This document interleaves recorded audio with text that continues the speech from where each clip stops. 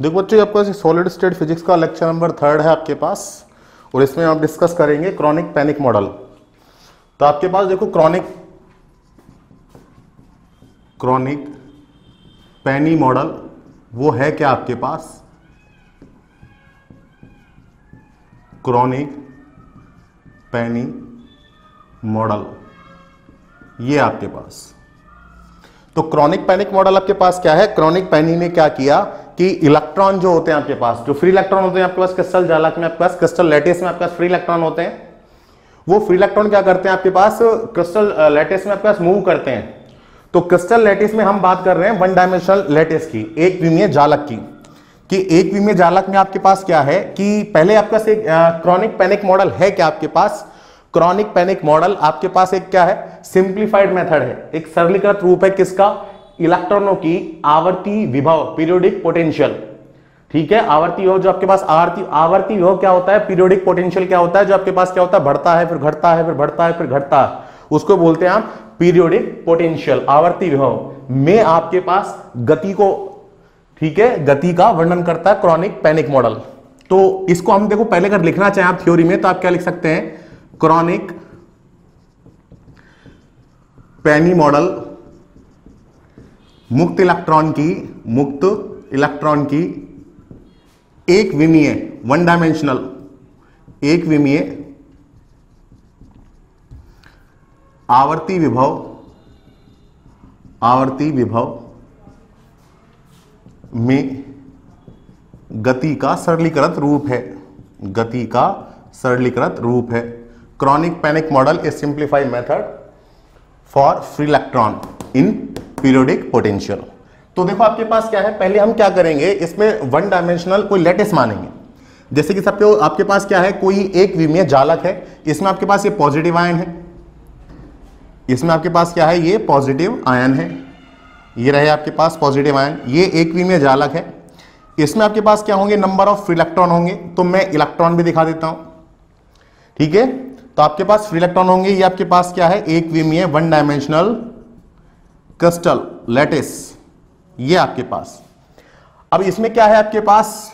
जो पीरियोडिसिटी है आपके पास वो कितनी है आपके पास? ए। जो सभी जो आपके पास ये आयन है, पॉजिटिव आयन है, इनके बीच जो डिस्टेंस है वो क्या आपके पास? ए। सभी में, इसके बीच भी ए है, इसके बीच भी है, सभी में ए है, ये भी ए है। तो आपके पास क्या होगा? ये इलेक्ट्रॉन आपके पास क्या करता है? क्रिस्टल लैटिस में मूव करता है। तो आपके पास होता क्या है? देखो मेरे पास पोटेंशियल एनर्जी होती है, आपके पास जो विभव होगा, पोटेंशियल एनर्जी होगी, वो आपके पास क्या होगा? V is equals to K Q1 Q2 upon R। अगर आपके पास चार्ज पॉजिटिव है तो आप पॉजिटिव लेकर चलोगे, क्योंकि आपके पास पोटेंशियल है या पोटेंशियल एनर्जी है। हम पोटेंशियल की बात करते हैं कि पोटेंशियल आपके पास क्या होता है? KQ upon R। तो अगर आपका चार्ज पॉजिटिव है तो पॉजिटिव की बात करोगे, नेगेटिव है तो नेगेटिव की बात करोगे। तो आपके पास पोटेंशियल क्या है? एक स्केलर क्वांटिटी है। तो अगर आपके पास नेगेटिव चार्ज हुआ तो आपके पास क्या होगा? Minus KQ upon R। Positive हुआ तो KQ अपॉन R।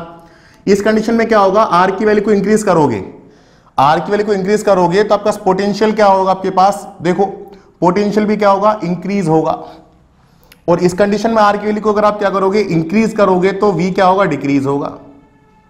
ठीक है।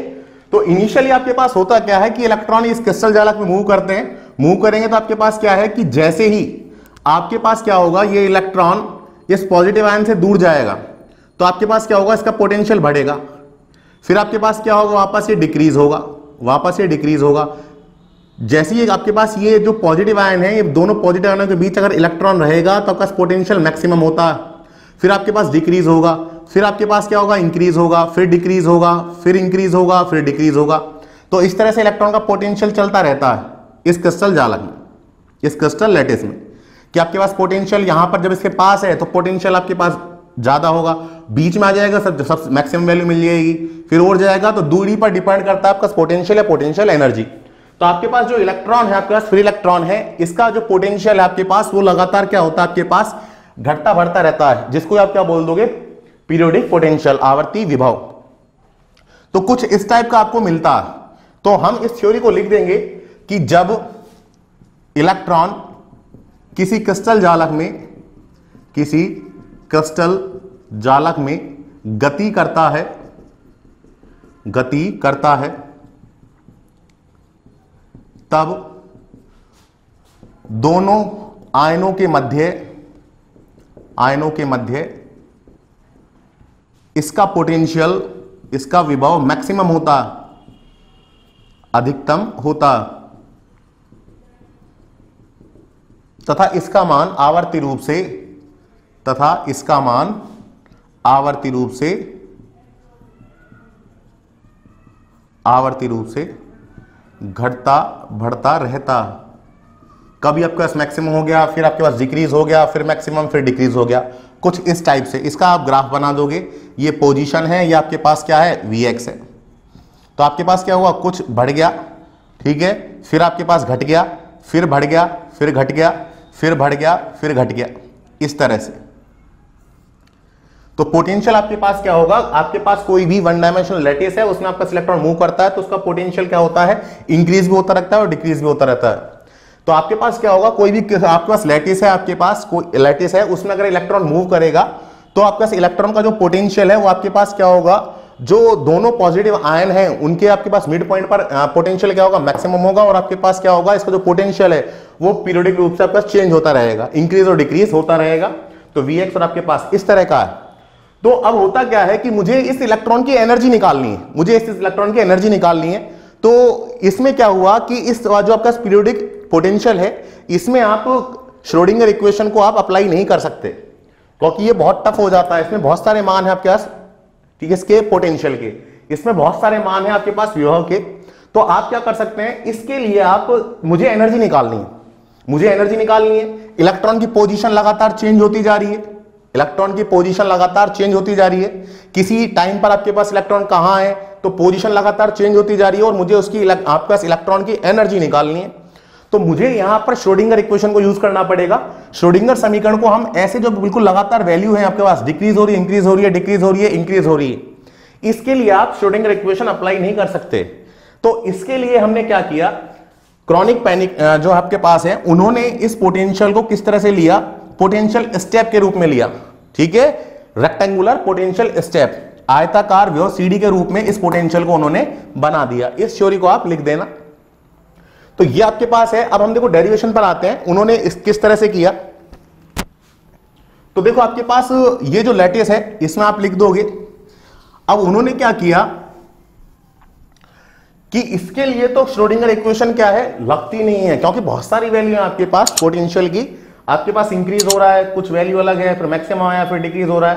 तो क्रॉनिक पैनिक ने क्या किया, इसको रेक्टेंगुलर पोटेंशियल स्टेप के रूप में लिखा, ठीक है, आयताकार विभव सीडी के रूप में इसको उन्होंने बना लिया। तो उन्होंने कुछ इस टाइप का डायग्राम बनाया, देखिए अब आपके पास यहां पर ये है, और इसमें देखते चलना बात, ये आपके पास Vx है। तो उन्होंने इस टाइप का बनाया कि भाई आपके पास इनिशियली, इसी डायग्राम को उन्होंने इस तरह से बना दिया कि इनिशियली आपके पास वो क्या है, उसका पोटेंशियल इंक्रीज हुआ, फिर डिक्रीज हुआ, जीरो हो गया, इस तरह से आपने, उन्होंने ये इसको बना दिया, या इसको यहीं पे बना दो पूरा पूरा,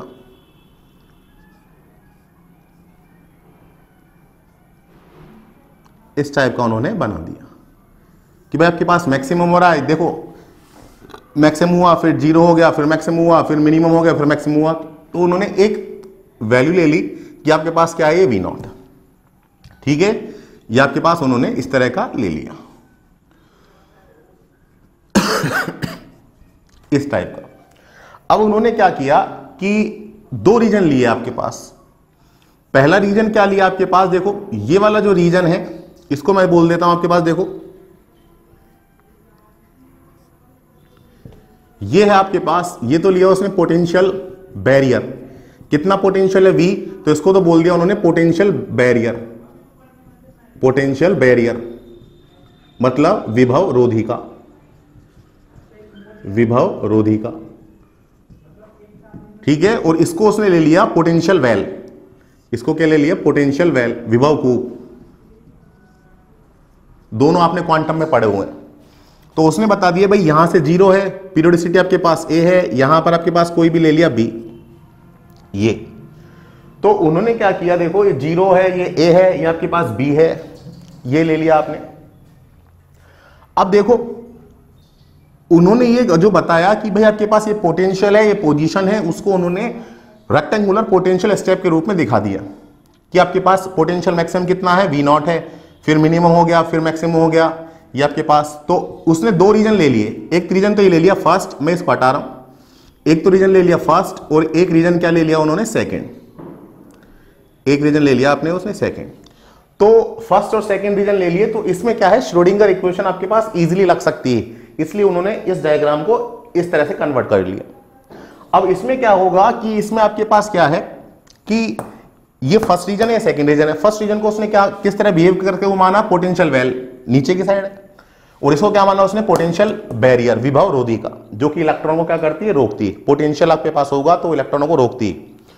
तो आपके पास इन दोनों जो रीजन है उसके लिए आपको श्रोडिंगर इक्वेशन यूज करनी है और आपको क्या निकालनी है, एनर्जी निकालनी है। तो देखो आपके पास, तो देखो इलेक्ट्रॉन की ऊर्जा ज्ञात करने के लिए determine the energy of electron, electron की ऊर्जा निकालने के लिए इन क्षेत्रों में काल अनाश्रित, टाइम इंडिपेंडेंट, काल अनाश्रित श्रोडिंगर समीकरण का उपयोग किया जाता।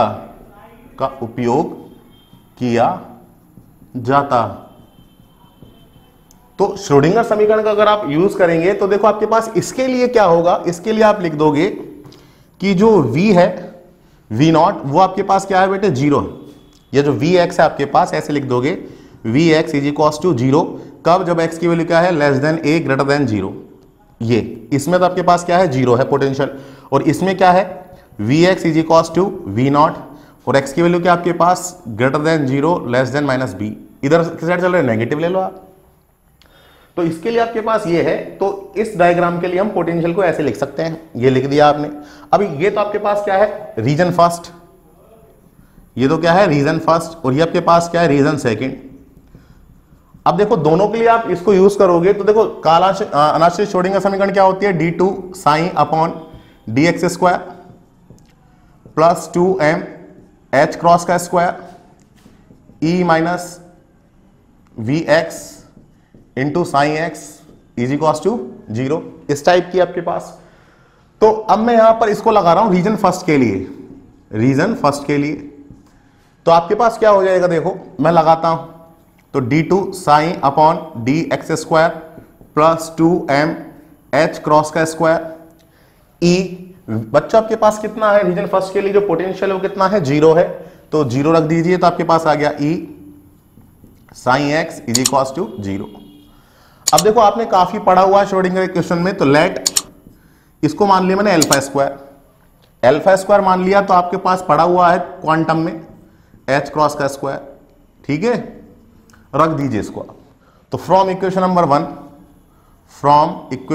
वन, तो आपके पास क्या आ गया, यहां से आ गया d2 sign upon dx square plus alpha square sine x is equal to zero. ये आपके पास थर्ड आ गई, ठीक है, ये आपके पास थर्ड इक्वेशन आ गई।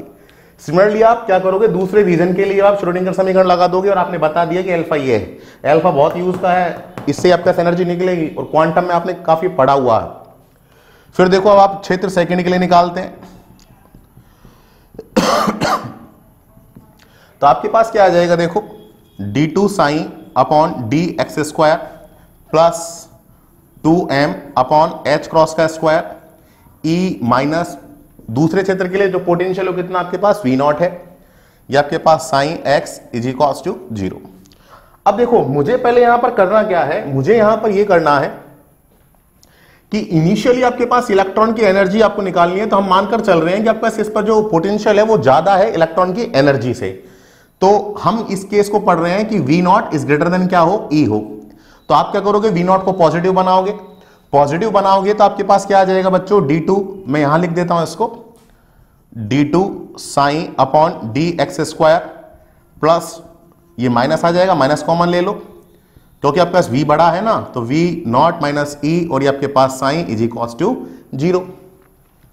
अब आपके पास क्या किया, इसको आपने क्या मान लिया, बीटा स्क्वायर मान लिया, किसको, 2m अपॉन h क्रॉस का स्क्वायर वी नॉट माइनस ई को आपने बीटा स्क्वायर मान लिया। तो आपके पास इक्वेशन क्या बन जाएगी, रख दीजिए आप इसको। तो आपके पास आ गया D two sign upon D X square minus beta square sine is equals to 0। ये इक्वेशन नंबर 5। तो आपने क्या किया, दोनों रीजन के लिए श्रोडिंगर समीकरण को यूज किया ताकि मुझे एनर्जी आ सके। तो आपने पहले लिखी, आपने श्रोडिंगर इक्वेशन लिखी, फिर आपने क्या किया, रीजन फर्स्ट के लिए आपके पास पोटेंशियल 0 है, 0 रख दिया, फिर इसको आपने अल्फा स्क्वायर मान लिया, क्वांटम में काफी पड़ा हुआ है, आपने इक्वेशन बन गई। फिर दूसरे रीजन के लिए लगाया तो आपके पास ये आ गया। ठीक है, दोनों रीजन के लिए आपके पास आ गया। तो आपके पास क्या बन गई, एक तो इक्वेशन नंबर 3 बन गई आपके पास और एक इक्वेशन नंबर 5 बन गई। अब अगला स्टेप देखिए,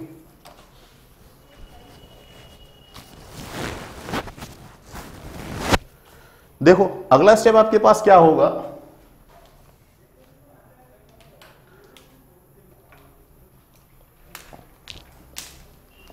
देखो अगला स्टेप जो होगा आपके पास, मुझे पास इक्वेशन नंबर 3 और आपके पास 5 बन गई।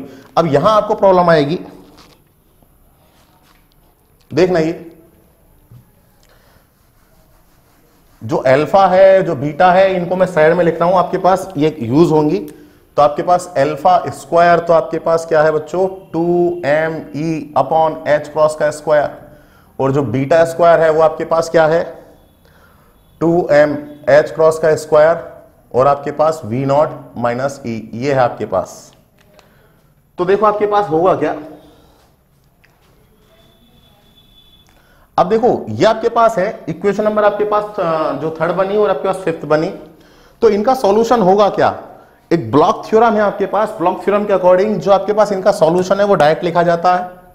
तो आपके पास देखिए इनका सॉल्यूशन लिखता हूं मैं, देखो समीकरण 3 व 5 का ब्लॉक प्रमेय के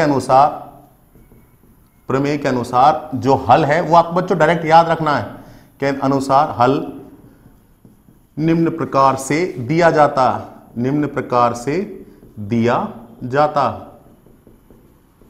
तो आपके पास होगा क्या, इसका अगर आप सॉल्यूशन देखोगे तो आपके पास इसका सॉल्यूशन साइन जो होगा वो आपके पास क्या आ जाएगा, e की पावर आयोटा के एक्स और आपके पास यू एक्स। ये सॉल्यूशन जो है आपके पास वो आपको डायरेक्ट याद रखना कि ब्लॉक के अकॉर्डिंग आपके पास क्या होगा, किसी भी रीजन में आप श्रोडिंगर समीकरण लगाते हैं तो आपके पास जो क्या है, ये तरंग फलन है आपके पास, वेव फंक्शन है। वेव फंक्शन को आप इस तरह से देखकर चलते हैं जहां पर आपके पास पीरियोडिक फंक्शन होता है u, जो कि भी आपको डायरेक्ट याद रखना होता है कि आपके पास जो वेव फंक्शन है वो आपके पास क्या आता है बच्चों, e की पावर आयोटा के एक्स यू एक्स, जहां पर k क्या है आपके पास वेव फंक्शन, k यहां पर क्या है वेव फंक्शन आपके पास, k वेव कांस्टेंट आपके पास वो क्या होता है 2 पाई अपॉन लैम्बडा।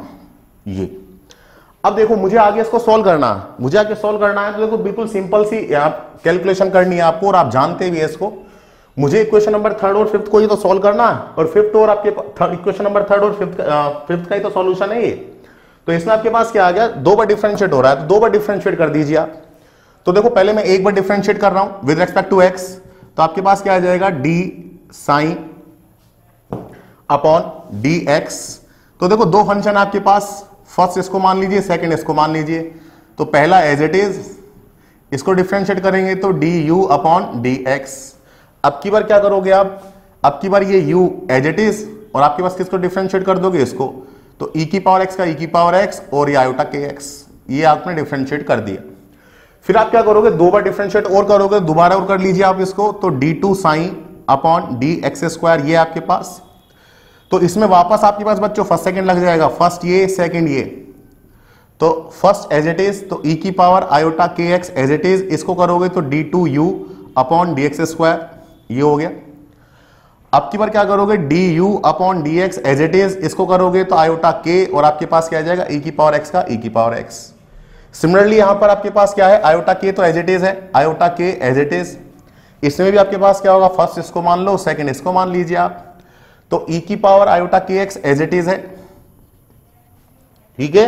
और u का क्या हो गया आपके पास, du अपॉन dx प्लस, अब की बार आपके पास क्या है, आयोटा k ये रहा, अब की बार आपके पास u एज इट इज है, u एज इट इज है, इसको करोगे तो आयोटा k वापस और e की पावर आयोटा के एक्स, ये आपके पास आ गया। जो इक्वेशन नंबर 3 है उसको मैं साइड में लिख देता हूं क्योंकि काम आएगी ये, d2 sign upon dx square plus alpha square sine x is equals to 0, ये 3rd थी आपके पास, बोर्ड पर जगह नहीं है। D two sign upon D X square minus beta square sine is equals to 0। ये आपके पास फिफ्थ है। अब देखो अगला स्टेप आपके पास क्या होगा, ये अगर सॉल्यूशन है आपके पास, d two sign upon x square आपने निकाल लिया, तो इसको और सॉल्व कर लेते हैं आप। तो इसको और सॉल्व करोगे तो आपके पास बच्चों आ जाएगा D two sign upon D X square is equals to, देखिए ये आपके पास आ गया। तो मेरे पास देखिए यहां पर आपके पास क्या आ जाएगा, देखो e की पावर आयोटा के X D two U upon D X square plus, देखो ये दोनों आपका सेम है, आयोटा के e की पावर आयोटा ये सेम है, तो फोकस टू आयोटा के e की पावर आयोटा के एक्स और आपके पास d you upon D x, ये आ गया। ये दोनों सेम है तो आपका सेट कर दिए, आयोटा इंटू आयोटा माइनस का 1, ठीक है, आपके पास के स्क्वायर यू स्क्वायर, के स्क्वायर ओनली यू, के स्क्वायर और यू ई की पावर आयोटा के एक्स, ये आपके पास आ गया। अब ये जो सारी की सारी वैल्यू है इसको मैं इक्वेशन नंबर दे देता हूं 6 के बाद 7। इस इक्वेशन नंबर 7 को आप इक्वेशन नंबर 3 में और 5th में रख दीजिए आप, ठीक है। अब मैं डायग्राम मिटा रहा हूं, कैलकुलेशन करते हैं आप। तो आपके पास क्या होगा, देखो अब कैलकुलेशन करते हैं इसकी। तो इक्वेशन नंबर 7 है ना आपके पास, उसको आप रख दीजिए 3rd में और 5th में। तो पहले मैं 3rd में रखता हूं, तो समीकरण नंबर 7 से मान समीकरण 3 में रख दीजिए आप। 3 में रखने पर तो आपके पास क्या आ जाएगा, देखो डी टू साइन, इसकी वैल्यू रख दीजिए आप। देखो ये रहा आपके पास e की पावर आयोटा के एक्स, e की पावर आयोटा के X D two U upon D X square plus 2 iota के e की पावर आयोटा के X D you upon D X minus का के स्क्वायर यू ई की पावर आयोटा के X, ये तो रख दिए मैंने बच्चों D two sign upon x square का मान प्लस एल्फा स्क्वायर, और जो साइन है वो आपने क्या माना है, ये माना है, रख दीजिए साइन की जगह ई की पावर आयोटा के एक्स और आपके पास ये यू, ठीक है, ये आपके पास आ गया इक्वल टू 0। अब देखिए यहां पर सभी इक्वेशन में आपके पास e की पावर आयोटा के एक्स कॉमन है, कॉमन ले लीजिए। तो D two U upon D X square plus 2 iota K A, common ले रहा हूं मैं e की पावर आयोटा के X D you upon D X minus का के स्क्वायर यू, ठीक है, और आपके पास कॉमन ले लिया तो आपके पास क्या बच गया बच्चों, alpha square U is equals to 0। अगला स्टेप देखिए, इसको ऐसे लिख सकते हैं D two U upon D X square plus का 2 iota K D you upon D X, और इसको ऐसे लिख दीजिए आप प्लस एल्फा स्क्वायर माइनस का के स्क्वायर और आपके पास u इज इक्वल्स टू 0। ये इक्वेशन नंबर 8 बन गई। इसका सॉल्यूशन आपके पास क्या होगा, 8 है, ऐसे आप 5 में रख दीजिए, कुछ भी नहीं है आपके पास, ऐसे क्या करोगे आप 5 में रख दीजिए, ठीक है। तो इसका सॉल्यूशन आप निकाल लेते हैं, या मैं डायरेक्ट अभी बाद में लिखता हूं इसका सॉल्यूशन। ये इक्वेशन नंबर 8 बन गई। ऐसे सिमिलरली आप क्या करोगे, समीकरण नंबर 7 से मान समीकरण 5 में रख दीजिए। 5 में रखने पर तो आपके पास क्या होगा, देखो मैं जैसे ही रखूंगा तो इसकी वैल्यू आपके पास आ गई। देखो रख रहा हूं मैं 5 में मान, तो e की पावर आयोटा के X D two U upon D X square plus 2 iota के e की पावर आयोटा के X D you upon D X minus का के स्क्वायर u e की पावर आयोटा के एक्स, ये रख दिया मैंने, माइनस बीटा स्क्वायर और साइन की वैल्यू बच्चों क्या है आपके पास, e की पावर आयोटा के एक्स और आपके पास u इक्वल टू 0। फिर वापस वही इसमें e की पावर आयोटा के एक्स कॉमन आ गया तो आप लिख दीजिए इसको D two U upon D X square plus का 2 आयोटा के, ये आपने कॉमन ले लिया, D you upon D x, ये कॉमन ले लिया तो आपके पास माइनस कॉमन ले लीजिए beta square plus K square, ठीक है, और ये u इक्वल टू 0। ये आपके पास इक्वेशन नंबर 8 और 9 बन गई। पहले मैंने 3 और 5 का ब्लॉक थ्योरम से सॉल्यूशन निकाला, उसको 2 बार डिफरेंशिएट किया, वो वैल्यू आपने इक्वेशन नंबर 3rd और 5th में रख दी, तो आपका 8th और 9th इक्वेशन बन गई। अब देखिए अगला स्टेप आपके पास क्या होगा। अब मैं इसको मिटा रहा हूं, इस कैलकुलेशन को देख लीजिए आप। अब आपके पास होगा क्या कि आप अब क्या करोगे, ये जो इक्वेशन नंबर 8th और 9th है इनका सॉल्यूशन क्या होगा। तो देखो समीकरण नंबर 8 का हल 8 का समीकरण नंबर 8 व 9 का हल निम्न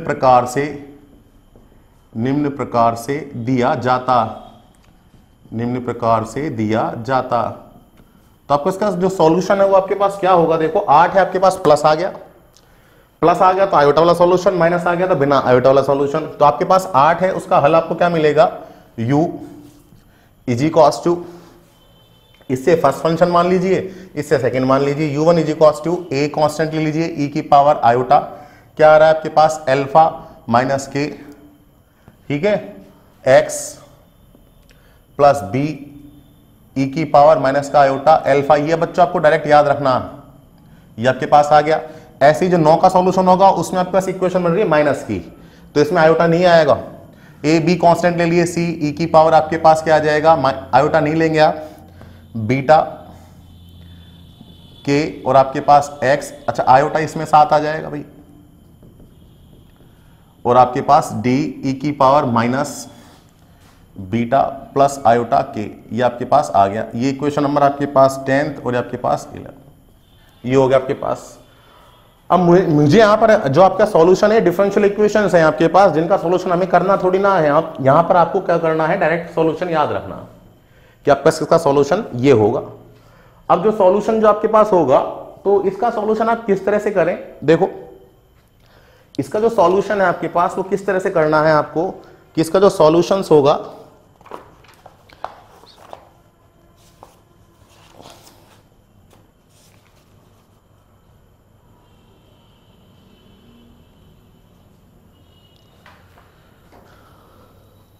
इसका जो सॉल्यूशंस होगा वो आपको डायरेक्ट ही याद रखना है। अब देखो इसको और बड़ा करना चाहे तो आप कर सकते हैं। अब देखो मुझे क्या करना है, कांस्टेंट है ए बी सी डी, ये है आपके पास। अब मुझे यहां पर देखो बाउंड्री कंडीशन लगाने पर, तो बाउंड्री कंडीशन आपने क्वांटम में पढ़ी हुई है, या मैं आपको सिंपल और मेथड भी बता सकता हूं, बट आप बाउंड्री कंडीशन तो लगा के दिखाना ही आप इसमें। तो आप क्या करोगे, देखो सातत्य कंटिन्यूटी, सातत्य प्रतिबंध लगाने पर, ये एक अननोन कांस्टेंट है ना आपके पास, प्रतिबंध लगाने पर वो आपके पास क्या होते हैं, u1 x बराबर 0, u2 x बराबर 0 पर आपके पास एक कंडीशन आ जाएगी, रख दीजिए। आपने क्वांटम में पढ़े हुए हैं, आपके पास कंटिन्यूटी जो आपके पास है कि आपके पास एक तो x बराबर 0 पर लगेगा और आपके पास a और b पर लगेगा। तो ऐसे आपके पास इक्वेशन 4 बन जाएंगे। एक आपके पास क्या होता है, du अपॉन dx, इसको डिफ्रेंशिएट करना है आपको x बराबर 0 पर, equal to du2 upon dx x बराबर 0 पर। ऐसे आपको करना क्या है, a और b पर आपको करना है कि आपके पास a पर और माइनस b पर आपके पास दोनों इक्वल रहेंगे। तो इनको पहले कंटिन्यूटी जो आपके पास है, कंडीशंस, उनको आपको लगाना है। तो पहले हमने देखो ये वाली कंडीशन यूज कर रहा हूं, ये इक्वेशन नंबर 12 है और आपके पास ये क्या है बच्चों, 13। तो आप पहले इसको लगा दीजिए आप। तो देखो समीकरण नंबर 12 से बस कैलकुलेशन ही करनी है आपको। समीकरण नंबर 12 से आप क्या करोगे, x बराबर 0 रखिए, तो आपके पास क्या आ गया, a, यहां पर क्या आ गया बच्चों, b, इक्वल टू इस पर आ जाइए c, इस पर क्या आ गया d, ये आपके पास नई इक्वेशन बन गई। ठीक है, सिमिलरली अब आप क्या करोगे, डिफ्रेंशिएट कर दो। तो पहले डिफ्रेंशिएट करते हैं आप, 13 समीकरण नंबर 13 से प्रतिबंध लगा रहे हैं, तो पहले इसको डिफ्रेंशिएट करो। डिफ्रेंशिएट करोगे तो a as it is e की पावर x का e की पावर x, और आपके पास आयोटा अल्फा के, ये आपके पास आ गया, और आपके पास e की पावर आयोटा अल्फा माइनस के x, ये आपके पास आ गया। प्लस मैं डिफ्रेंशिएट कर रहा हूं, ये देखो मैं इसको ऊपर ही लिखता हूं, ये मैंने मिटा रहा हूं, देखो ये सारी इक्वेशन बन गई आपके पास।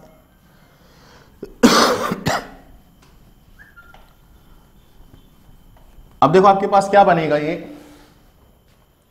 तो मैं यहां पर ये बना रहा हूं, तो डिफरेंशिएट करना पड़ेगा आपको। डिफरेंशिएट करना पड़ेगा तो आपके पास देखो du अपॉन dx, ये निकाल रहा हूं बच्चों में। तो आपके पास a आयोटा अल्फा माइनस के, e की पावर आयोटा अल्फा माइनस के x, ये आ गया आपके पास e की पावर x का e की पावर x, और आपके पास ये हो गया, आपके पास आ गया minus beta iota alpha plus के, और आपके पास e की पावर आयोटा अल्फा प्लस के, ये आपके पास आ गया। ऐसे ही आप du2 अपॉन dx निकाल लीजिए। du2 अपॉन dx निकाल लीजिए।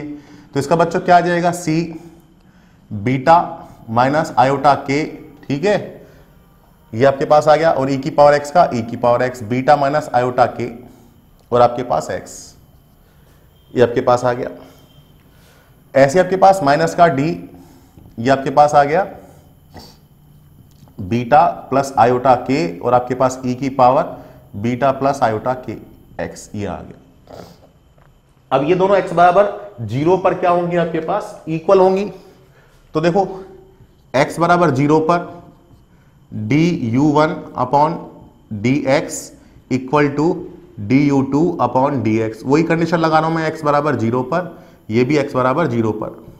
पहले आपने क्या किया, ये वाली कंडीशन लगाई तो इक्वेशन बन गई।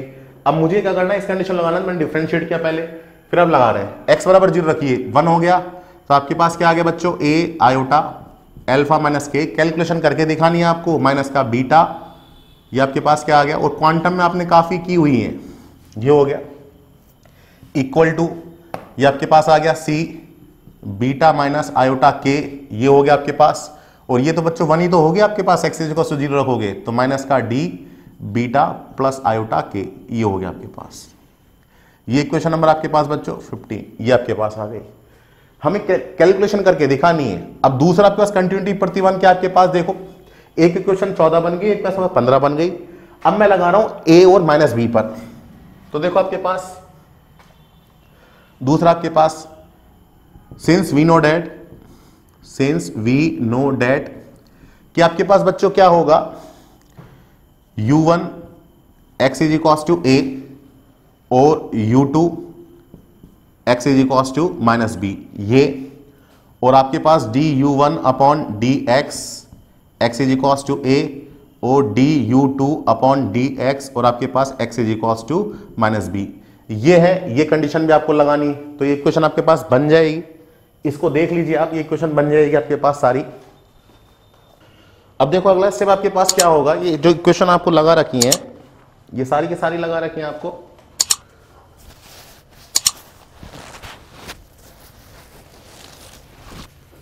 ये सारी की सारी कंडीशन लगा रखी है। तो देखो आप पहले इसको यूज कर लीजिए, ये इक्वेशन नंबर 16 और आपके पास 17।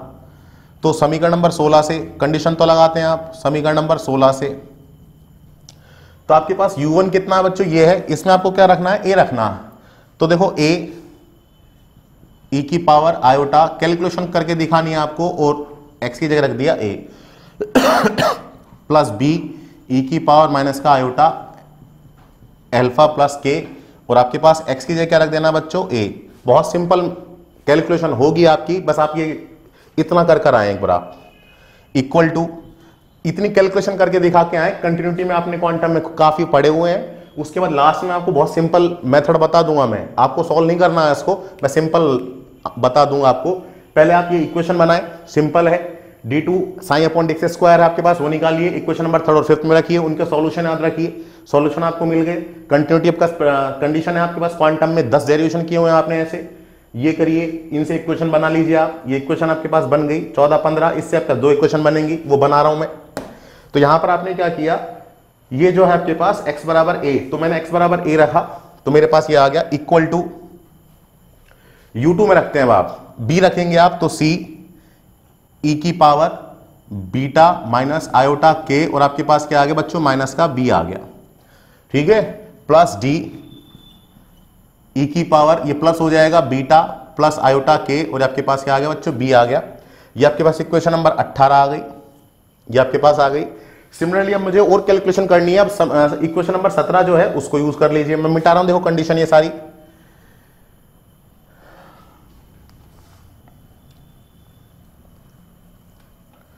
तो अब देखो आपके पास होगा क्या।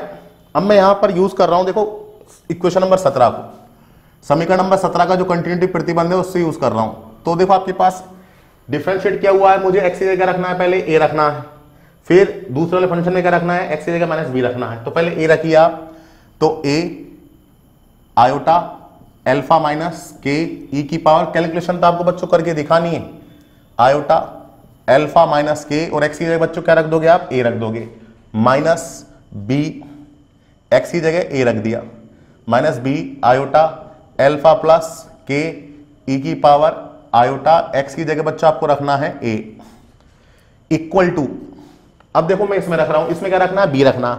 आपके पास तीन ही तो डेटा है, ए, जीरो और बी, अब बी रखना है।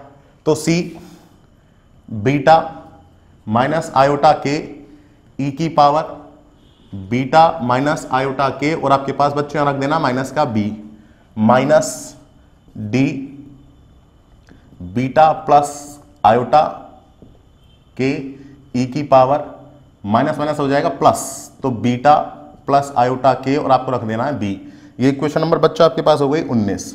तो देखो मैंने यहां पर कंटिन्यूटी जो आपके पास कंडीशंस हैं उसको लगाया, तो मेरे पास पहली कंडीशन x बराबर 0 से तो आपके पास इक्वेशन नंबर 14 और 15 मिली, ठीक है। फिर आपने x बराबर a और x बराबर माइनस b पर लगाया, तो मुझे यहां पर क्या मिली, 18 और 19 मिल गई।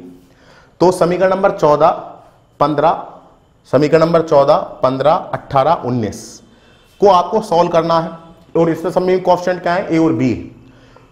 तो देखो, अब देखो मैं बिल्कुल सिंपल मेथड बता रहा हूं आपको। समीकरण नंबर 14, फिर आपके पास कौन सी मिली आपको, 15, फिर आपको मिली 18 व 19 को सारणिक रूप से हल कर लीजिए। इनके सॉल्यूशन तभी मिलेंगे जिनका सारणिक 0 के बराबर कर दोगे। मेथड है ये, को सारणिक रूप से हल करने पर। अब मुझे हल करके नहीं दिखाना, मुझे हल करके नहीं दिखाना है, नहीं तो कैलकुलेशन बहुत बड़ी जाएगी, और आप सारणिक बनाकर आप लिख सकते हैं ए बी सी, इनके सबके मान लिख सकते हैं, बट वो बहुत बड़ी जाएगी कैलकुलेशन। मैं आपको सिंपल सा मेथड बता रहा हूं, से हल करने पर। आप जब ये हल करोगे तो आपके पास बच्चों क्या बन जाएगी, आपके पास बन जाएगा हल करने पर p sine alpha a upon alpha a, ये आपके पास plus cos alpha a is equals to cos के ए, कॉस के ए, ये आपके पास इक्वेशन इस टाइप की बन जाएगी। हल करने पर आपके पास ये आ जाएगा। ये आपके पास जो इक्वेशन बनी, यही आपके पास क्या है, मेन इक्वेशन है क्रॉनिक पैनिक मॉडल की।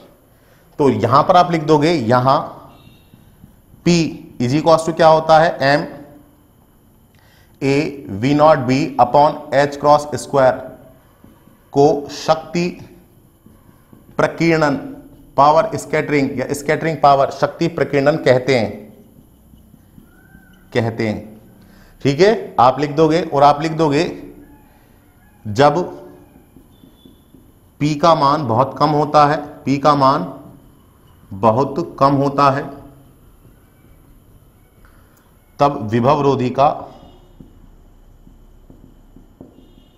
क्षेत्रफल कम होता है, और इस कंडीशन में आपके पास जो इलेक्ट्रॉन है वो फ्री इलेक्ट्रॉन की तरह बिहेव करते हैं। और जब P का मान अधिक होता है, तब विभव रोधिका का क्षेत्रफल अधिक होता है।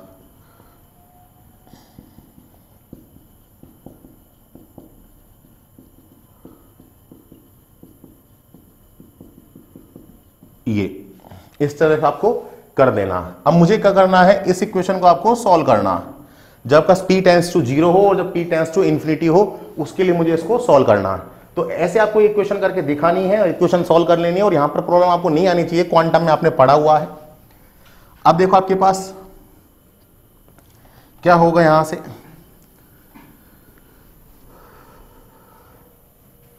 ये आपके पास बन गया। अब देखो आपके पास जो इक्वेशंस है, इसको सॉल्व कैसे करना है। केस फर्स्ट जब p टेंस टू इंफिनिटी हो, तो आपके पास क्या होगा, p टेंस टू इंफिनिटी होगा तो आपके पास होगा क्या, इसको सॉल्व करना था आपके पास। जब केस फर्स्ट देखिए, आपके पास जब p टेंस टू क्या हो, आपके पास इंफिनिटी हो, तब आपके पास क्या हो जाएगा, इक्वेशन नंबर 20 से। तो आपके पास देखो मैं इसको ऐसे लिख रहा हूं, sine alpha a plus cos alpha a upon p is equals to cos के a upon p. p tends to infinity है, तो बच्चों आपके पास ये इंफिनिटी करोगे 0, ये 0, तो आपके पास क्या बच गया, यहां से साइन एल्फा, जब ये 0 हो जाएगा तो आपके पास क्रॉस मल्टीप्लाई कर दो, ये भी 0 हो गया। अगला स्टेप देखो आपके पास sine alpha a is equals to sine n pi, ये आपके पास आ गया, साइन से साइन कट गया, तो आपके पास क्या आ गया alpha a is equals to n pi. तो आपके पास यहां से आप अल्फा के लिए निकाल लो एन पाई अपॉन ए, ये आपके पास आ गई। और अल्फा आपने माना हुआ है, देखो अल्फा आपने माना हुआ है, अल्फा आपके पास बच्चों क्या होता है, अल्फा स्क्वायर है, तो अल्फा स्क्वायर है तो आप अल्फा स्क्वायर रख दीजिए, alpha square is equals to N square pi square. मैंने आपको पहले बताया था एनर्जी निकालनी है आपको। अल्फा स्क्वायर आपने माना हुआ है 2me, देख लेना भाई आपने initially 2me upon H cross का square is equals to N square pi square upon a square. यहां से बच्चों आप एनर्जी निकाल लीजिए, तो आपके पास क्या आ जाएगी E is equals to N square pi square H cross का स्क्वायर, क्रॉस मल्टीप्लाई कर दिया मैंने अपॉन ए स्क्वायर 2me, ये आपके पास आ गया। ये इक्वेशंस हैं आपके पास। अब देखो अगला स्टेप आपके पास क्या होगा, मुझे यहां पर एच क्रॉस है उसको भी आप रखना चाहे तो रख सकते हैं। तो आपके पास आ गया E is equals to N square pi square, H cross की वैल्यू एच अपॉन 2 पाई, तो 4 पाई आ जाएगा। तो आपके पास आ गया ए स्क्वायर 4 पाई स्क्वायर और आपके पास 2m, पाई स्क्वायर से पाई स्क्वायर कट गया, तो बच्चा आपके पास एनर्जी क्या आ गई N square H square upon 8m A square. ये आपके पास एनर्जी आ गई केस फर्स्ट, जब आपके पास ये था। अब केस सेकंड करते हैं। केस सेकंड आपके पास क्या होगा, केस सेकंड आपके पास क्या होगा जब p टेंस टू 0 हो। पहले मैंने इन्फिनिटी लिया था और मैंने आपको बता दिया कि p की वैल्यू कम होती है तो क्या होता है, p की वैल्यू ज्यादा होती है तो क्या होता है। जब p टेंस टू 0 हो तब समीकरण 20 से, तो देखिए आपके पास मैं 20 को यूज कर रहा हूं, जब p टेंस टू 0 होगा तो ये टर्म्स तो 0 हो ही गई, तो आपके पास क्या बचा cos alpha is equals to cos ka, ये बचा आपके पास, ये हटा रहा हूं मैं। तो अब देखो आपके पास अगला स्टेप देखिए cos alpha upon cos k, इससे कट गया आपके पास, तो alpha a is equals to ka आ गया, अल्फा निकाल लीजिए आप, ठीक है। तो आपके पास a से a कट गया, तो अल्फा बराबर k, तो अगर अल्फा और k बराबर है तो अल्फा स्क्वायर बराबर k स्क्वायर, ये भी दोनों क्या होंगे बराबर होंगे। तो आपके पास क्या आ गया, यहां से k मैंने माना हुआ है और अल्फा स्क्वायर भी मैंने माना हुआ है, तो k स्क्वायर किसके इक्वल आ गया, k square is equals to alpha square बच्चों क्या आपके पास 2me अपॉन h क्रॉस का स्क्वायर। अगला स्टेप आपके पास क्या होगा k स्क्वायर, और k क्या होता है बच्चों 2 पाई अपॉन लेमडा, k क्या होता है 2 पाई, ठीक है, अपॉन लेमडा, मैंने स्क्वायर कर दिया, ठीक है, 2 का 4 पाई का square upon lambda square is equals to आपके पास बच्चों क्या आ गया 2me अपॉन h क्रॉस का स्क्वायर, ये आपके पास आ गया।